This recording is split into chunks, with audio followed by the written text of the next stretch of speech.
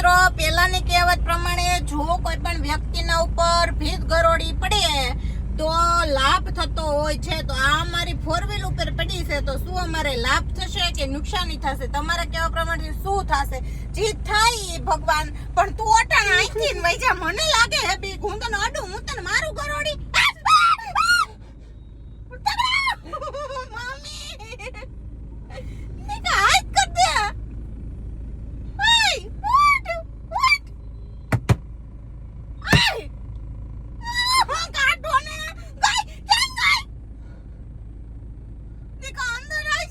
અહીંથી આવી છે પગ પાસેથી.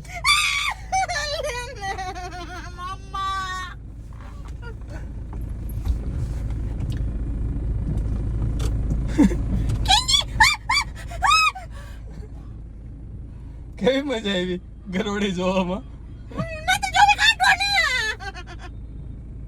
હવે વાયડી થાય કોઈ દી?